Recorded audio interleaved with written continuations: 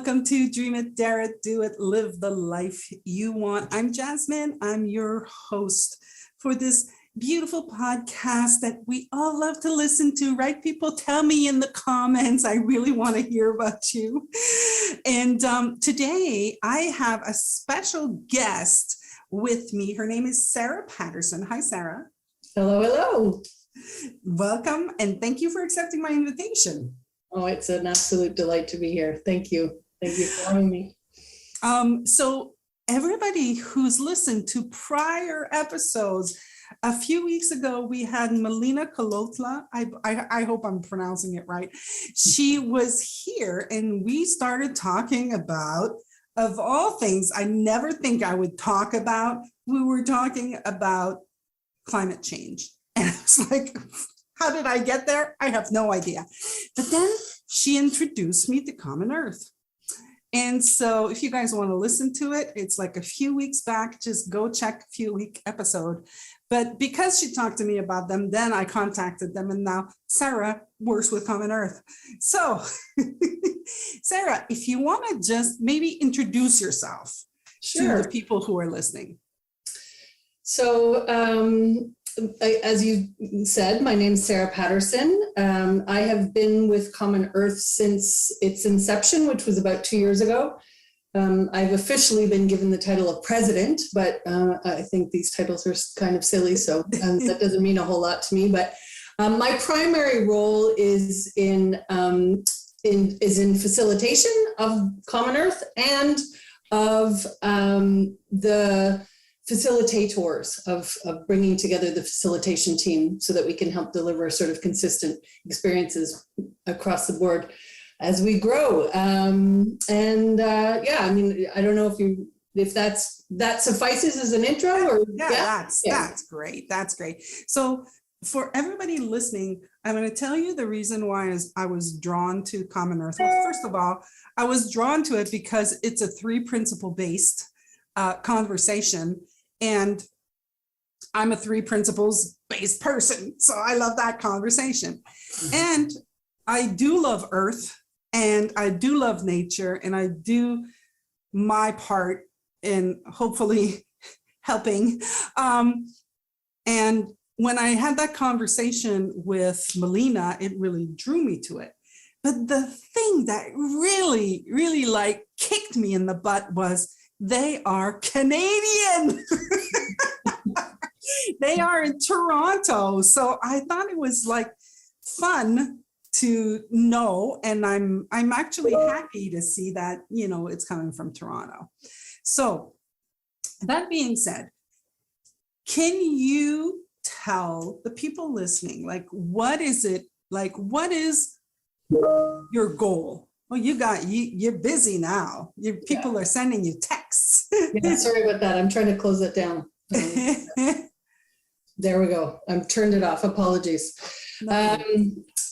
So our goal is a little bit difficult to articulate, and we've been spending a fair bit of time trying to craft how we position all of that. And that's partly because I think what we are doing is approaching something from a pretty unique perspective in that we don't want to position ourselves as an organization that has something concrete that says, here's what we're offering. We've got some answers for people. Come join our course and we'll provide you with some of that kind of guidance. On the contrary, we're really trying to provide a space for people who can come and kind of collectively grapple with a recognition of the fact that we are part of a system that is heading off a cliff here if we carry on with the trajectory we're on. So recognizing that we're bumping up against some real constraints in terms of the climate, in terms of what we're doing with warming it, in terms of energy usage, in terms of all sorts of things, but then giving people a space and providing the opportunity to acquire some tools so that we are now developing a common language and a common literacy, if you will, around understanding how interconnected and complex the climate crisis actually is. I think my experience in many climate discussions has been really focused on this sort of myth or fallacy or misunderstanding that the climate crisis is an energy crisis, that if we stop burning fossil fuel and move to greener sources of energy, then we've got this sucker licked. And that's just too narrow. I mean, there's certainly an element of the energy component to this, for sure. But where we're coming from is that it is far more complex and far more interconnected with far more inputs than just the focus on the energy piece. And where we think it's really important to start is a recognition and understanding and an exploration of the ways in which our thinking got us here in the first place. The ways in which all of our social constructs are things that we thought up. We've created them. They're all man or better human made. And once we start to see that and see how made up it all is, it just starts to give us, I think, more license and more determination in recognizing that we can come up with better ways that serve us all better. And so I think that it, in one sense, can be really kind of daunting and overwhelming to look at the enormity of the climate crisis we're facing. But then I get really excited when I say, okay, but if we go to the foundational level of our thinking and we make a shift there, then simultaneously we can be starting to tackle the ways that we're treating the planet and the ways we're treating each other and all of it, that the social justice issues that are part of climate issues, the ways that we've structured our economies to necessarily have these huge disparities and this gross concentrations of wealth amongst the very few and the rest of us sort of having the burden of more of the debt. Those kinds of things all can start to be ways that we dream things up a little bit differently and then start to shift all of those things in conjunction with one another because they are all connected. So I get really excited about that. Yeah, I could see it. Like I could see, like even me, like after I chatted with you the first time, right? I really saw, I was like, oh my God, this is huge. And even when I talked with Melina, when you listen to the episode, you'll see that I was kind of like, oh my God, like it's kind of like, it's not an area that I look at, that I do my best, but I can definitely see how clearing thinking, like seeing, oh, this is thought, this is not truth, let me put this aside, how it would create a nice space where new, fresh thinking can come up. Mm-hmm. Absolutely. So I totally get it. I mean, you just said a few things like, because it's so big for me, like sometimes I hear words and I kind of like tune them out. I kind of, oh, this is too big. But in our conversation that we had, and just for those of you listening, so I'm going to say this and you can correct me if I'm wrong. Melina told us that you guys have a free 8-week class. Basically, it's an exploration, right? You guys are having 8 weeks of exploration. So she told me about this class and I went to sign up. And when I signed up, I didn't receive a thank you for signing up message. I received a thank you for signing up. Let's chat first. And so I had an hour conversation with Sarah. And in going through our conversation, I'm right now in my business so busy that I just didn't have time to invest on this. But I wanted to bring her in so that you guys who are listening, who are, that do want to be in this conversation can actually give her a call. So that being said, in this conversation, she told me a few things that for me, that just had an impact on me. And I'm sure you have plenty of others because you're like in this conversation, so you have other things. But I'm going to share the few that I've heard. So the one that I heard that had an impact. Like I had two when I started talking, but now I have no more. Right now I have one. The one that really did touch me was the one where innocently someone created, take a tree down, plant a tree. And you explained to me that that's a good thought. That's like, it was nice. It comes from the right place, but there's more to it than that. Mm-hmm. So can you I'm not going to dare explain what is the more to it than that. Do you want to tell me a little bit about that again? So, sure. I think what you're pointing at there is when we were having our conversation, I was talking about the power of community and how we can use forests as a metaphor for the way in which we can support each other in this global effort, because all of the ways in which we've created divides are just that, stories that don't make any sense. And so we need to start shifting around understanding how interconnected and interdependent we all are, and relating to each other as such. And so what we're doing as people are going through this 8-week-long experience, and I can talk a little bit more about what that all entails, is creating a space where we've got a community of people that are sort of using this metaphor of the forest as a way, what we want to be emulating. And the idea there is that on the surface, forests look like a number of individual trees. But really what's amazing about them is that they've got this vast network under the ground of interconnected roots and mycorrhizal fungi that allow them to communicate and allow them to actually operate in a way that is more invested in the health of the forest than in any one individual tree. Mm-hmm. And that we need to start thinking about ourselves that way. But in that conversation, what I said to you, I think you were alluding to just now, is that I think we used to think about, well, we can just cut down this tree and replace it and plant a new one.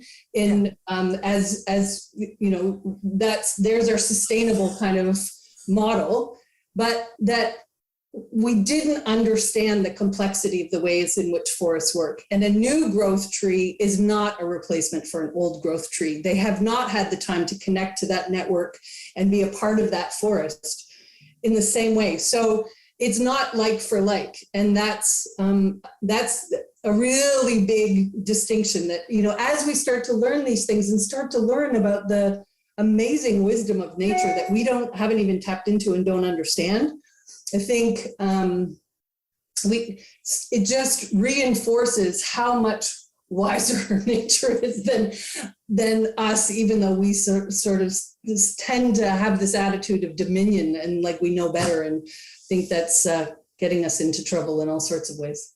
Yeah, it's so funny because you're talking and I'm feeling uncomfortable in the conversation, not because of you, but I'm just saying that I know that I've had these conversations with other people who are better than me, you know, like I'm putting a hierarchy, but you know, like they're taking care of Earth. That's just a thought. Yeah, exactly. They're taking care of Earth in a different way. And I remember, being judged for doing things, you know, like I brush my teeth, like I'm giving you stupid example. They're just surface examples, but I want to make a point. So I remember having these kind of people home at the house for a party. And I remember brushing my teeth, and I remember them going, "What are you doing?" And I'm like, "I'm brushing my teeth." Well, you need to have your glass. You need a glass with a little bit of water. You need to put your thing in, you need to put your toothbrush in there and then brush and all of this. And I was looking at them like they had three faces, but I see where they were kind of like save water and all of that stuff. I get that, but the manner in which it was communicated to me was very judgmental and very high and mighty. Like I'm doing something good. You're an Condescending. idiot. Yeah, condescending. That's the word. Thank you. And so I saw this appear. I saw this. I was like, oh my God, people are gonna, and I'm like, I know it's just old stuff, but what I want to talk about is everybody's at their own place, right? Absolutely. And we need to we don't need to, but dare to investigate, dare to explore, look at it. And like, I really love the conversation that, because everything that I do, right, I'm working as a coach, and what I'm looking at is at how, we're okay. We're always okay. The universe has got our back. We're, we're here and it's going to be fine. And we have wisdom that guides us. And what I love, and I'm like, I'm so scattered. Okay, let me calm the shit down. Sorry about my language, people. I'm so sorry.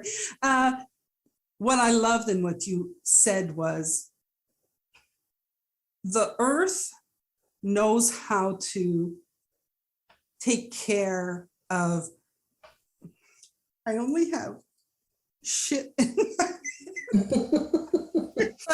but like, when it takes out, when it pushes out, it does something with whatever they push out. And I don't remember, you had such better words than I did, but you were basically saying that if we just look at nature, if we just look at planet Earth, it does its thing on its own. Yes. Yeah. And trusting in some of that wisdom, but not sort of and we can just kick our feet back up and just allow things to take its course. I think we've participated in getting here. We are a part of this amazing system that is the planet, that is the universe, depending on where you want to draw the boundaries there, but it's all connected. Yeah. So I think there was so much. I mean, you're talking about how scattered you were, but for me, there was so much wisdom in what you were just talking about with the example of the toothbrushing, because we as humans are so good at thinking we know the answers and what everybody else should be doing and thinking that it's perfectly okay to be going about spouting off what we think everybody else should be doing, and that if they're not in accordance with that somehow they're wrong. And I've certainly been guilty of that all sorts of times. Same here. Ask my husband. But I don't think that's helpful. And I don't think that's how we reach people. I think that it gets people's backs up. And I think it's a huge part of why, when we're grappling at Common Earth with how do we shift, how do we start to move in this direction that we know we need to move in, or else it's at our own peril. I mean, the planet will survive, but I mean, we'll take ourselves out and how many other species with us. Yeah. And so recognizing that what we need to start doing is tapping into each other's humanity and wisdom, and really listening to each other, and trusting our own innate wisdom that you were pointing to earlier. And all of a sudden, the conversations move away from, you should brush your teeth with a glass of water, or you should be a vegetarian, or whatever judgments we want to have around how we think we're going to save the planet, and move into a far more creative, far more conversations with far more potential for really actually having the kinds of seismic shifts that we require here, because we're reaching people's hearts as opposed to trying to rationally change minds, which is really never effective. And I think is really short-sighted, because anybody that has the hubris to think that they've got the answer and they figured it out, and I just need to change everybody's minds to think the way I think, that's going to be pretty flawed. That's not the answer. The answer is we need to all be in this together, recognizing that we all need to be in this together, recognizing the role that thought plays in all of our thinking, recognizing that we are part of an incredibly complex and wise, for the sake of not having, for lack of a better word, system that has been sort of unfolding here for 13.8 billion years, and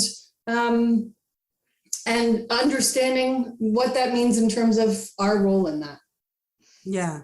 Yeah. I really love we're reaching the heart rather than dealing with all the construct of the past, basically. And it's not to say that the past it's not to say bypass the past. It's just kind of say, okay, can you look fresh? Mm-hmm. Can you look anew? Is there, like, the past was there was some valid points, but that moment is past. How's it looking now? Mm-hmm. Like, can you look at it now? Is it still valid? Mm-hmm. Yes, right. Absolutely. I think that. And sorry, I was just going to say, when I talk about reaching hearts instead of minds, like, clearly reaching our minds and changing the way we're thinking is a huge part of what we're up to. So it's a big focus. We spend a lot of time on understanding and unpacking our thinking, and recognizing our own blind spots in our thinking. And thinking is a just foundational part to everything that we're doing. But I think in order to see things fresh and new, to use your words, mm-hmm. that you come at it through the heart, that's where you start to have realizations mm-hmm. that open up and make space for the mind to accept seeing new and accept, oh, maybe there is a new way that I could, or maybe there is a shift I could make in how I'm thinking about that or seeing that. And that's what I meant by the heart part, is like it, I think, is where you reach people that then makes the space for, okay, now I can think about things differently. Yeah.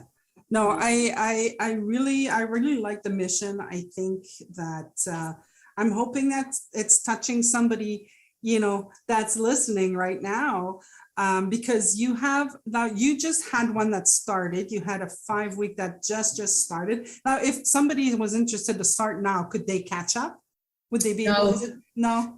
And it's not because we don't have faith in people's ability to catch up. It's because of this really central part to what we're doing of creating little communities of cohort that are sort of microcosms of the larger caring community that we're trying to establish here. And so what we like to do is have people see it through from start to finish. As you quite rightly pointed out, we had a number of new cohorts that were starting in on their adventures with us as of last week.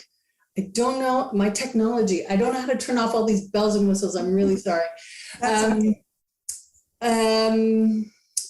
But so we do new intakes and start up a new 8-week class with multiple choices of dates and times every quarter. So the next round starts in October, and we do them each quarter. So then the next one after that will be January, and people are welcome to just go onto the site, pick the dates and times that work for them in terms of time zones. One of the things that really also kind of gets me amped up and fired up is how international this has become. So yes, we're based out of Toronto, but we have people who are participating from 25 different countries. And so it is not uncommon to join a class of 12 people and have 2 people be in Canada, 2 people be, this is obviously just an illustrative, but 2 people be in the United States, somebody in Ireland, somebody in Brazil, somebody in Kenya, someone in Uganda, someone in Australia.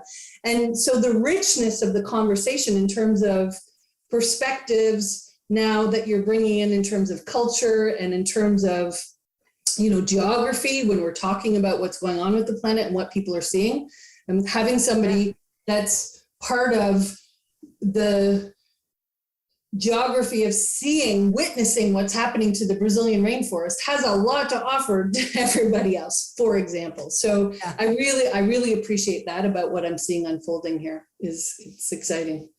Yeah, that's very cool. That's very cool. So if they want to sign up. So for those of you who are looking to, sign up, the next class is October. But you can sign up now. Absolutely. And you can have a conversation with Sarah now. Yeah. And the website is commonearth.com. Yep. Okay.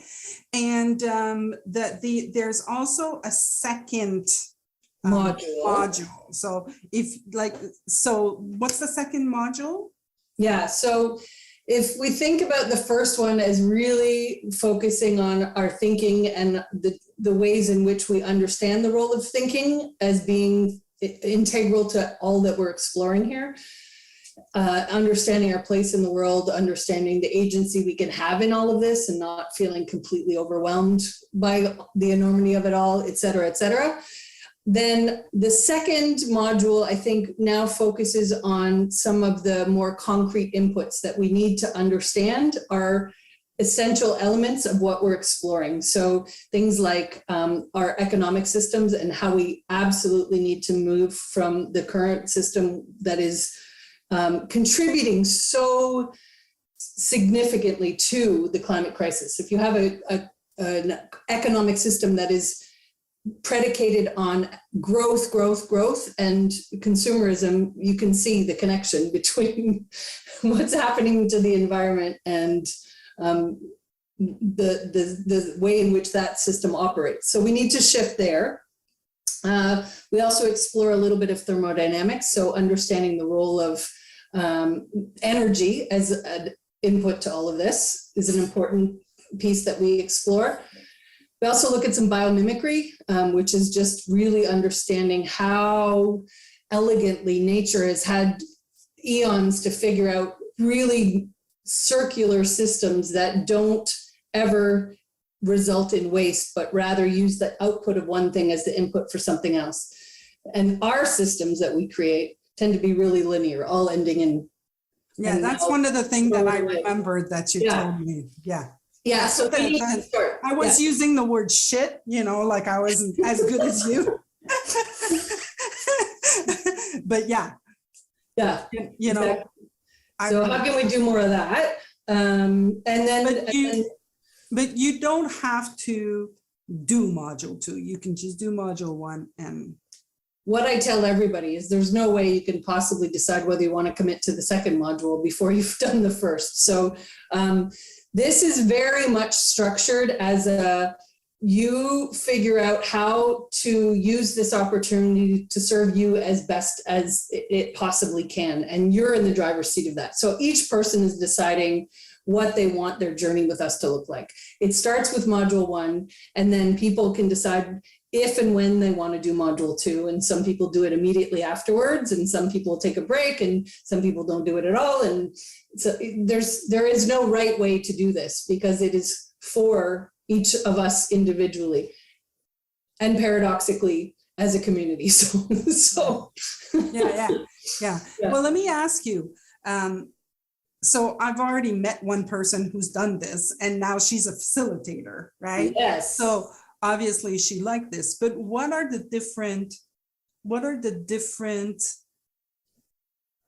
profiles that you get? What happens after this that in your experience that you've seen? I'm sure you've got different possibilities, right? So I heard 2 questions there. The first was about profiles. So, I mean, every walk of life, students, retired people, professionals, people really engaged in environmental circles, people for whom they're just first dipping their toe in, people with PhDs and people who have no secondary education. You already heard a little bit about the geographic and cultural profile. So the profile is about as diverse as you can get, which I really genuinely think makes us a stronger, better community. So I love that. And I love that I could pretty much guarantee that anybody that's signing up is going to encounter people that have very different perspectives than they do. So that's good. That makes for a really, really rich conversation. And then the second part of your question that I heard there was about what people, what's transpiring afterwards, what's happening. So again, as unique as every individual, how things land for them and what that translates into in terms of action everything from people reporting really commonly a lot of little shifts, things like I completely changed my investment portfolio and got out of anything that wasn't helping the environment and that was certainly detrimental too. So things like that, things like I'm changing where and how I'm eating and where my grocery money is going. Things like I'm getting involved in regenerative agriculture projects. That is a really big, I think that we're going to need to feed ourselves, and we're clearly feeding ourselves in ways that are really harmful to the earth right now, and missing out on the amazing opportunity that the earth itself gives us, it being a tool for sequestering carbon, that we're just squandering by the way we're farming. And so we think regenerative agriculture is going to be a big piece of this puzzle moving forward. So a lot of people have participated in that, and some people that are less rural are doing community gardens or just boxes. I've been involved in a project. I live in downtown Toronto, but I've been involved in a project with my lawn, trying to get more native species and pollinators and things that are more productive and better to help the content of the soil help get the carbon sequestration process happening and kicking in. So that's exciting. But any manner of things. And you know what I love about what we're doing in that first module is when you're exploring things that are as universal as we are, things like around how we think and how we shift our understandings about things.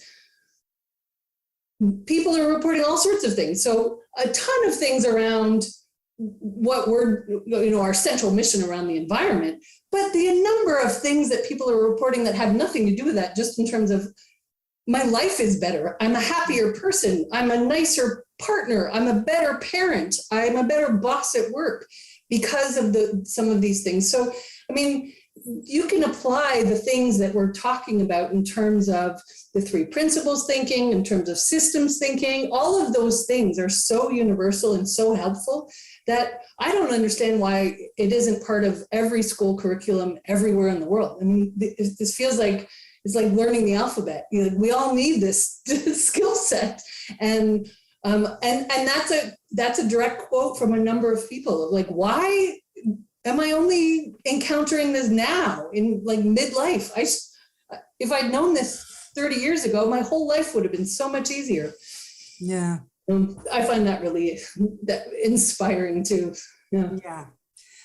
Listen, I think that you're very eloquent. Like, I love the way that you speak. I could listen to you speak like that. I think that you're very passionate. I really love the mission. I hope that people that are, listening to this are going to sign up and reach out to you. So hopefully you'll let me know how that went. Absolutely. So I'm going to put everything in the description, people. If you want more information, if there's something missing, please reach out to me. I'm going to be happy to forward the information. And that being said, Sarah, is there any last words you'd like to say? Because believe it or not, we've done our 30 minutes. Oh my goodness, that flew. I guess that adage about time flying when you're having fun. Yeah, there you go. Well, just that everybody is welcome. There's no criteria. It's free, as we said. There's a whole host of resources that are part and parcel of this experience that we provide as part of that free experience. And really the only criteria is that people can commit to the time that it's going to take to do this. It is twice a week for 8 weeks. It's a big time commitment, in addition to some things that we ask people to do independently, and then we come together as a group and discuss those. So it is a big time commitment for sure. But if people can make the time and agree to show up and interact respectively, then we want you. Everybody's welcome. Yeah, and guys, I was very surprised that Like they do everything. They send you the books. Like, and at one point she was like, okay, I'm going to send you this book and this book and this book. And I'm like, what do you mean you're going to send me these books? She's like, yeah, I'm going to send you the books. And I'm like, well, for free? And she's like, yes. So like when we say it's free, it's free. So it's literally just your time. Yeah, So, I think people get a little bit suspicious about that. yeah. And so I want to just be really clear that we're really, all of us that are involved in this, and there's many of us, it's certainly not just me, Yeah. Are so passionate about what we're doing and believe that so many of us will be well served by being exposed to some of these things, some of these tools that are not ours. None of them are Yeah. proprietary to Common Earth. These are all things we've bumped up against in other places. But recognizing that the time commitment is already such a barrier for people, we just really want to remove every other barrier possible and make it as accessible to everybody as we can. So that's what that's about.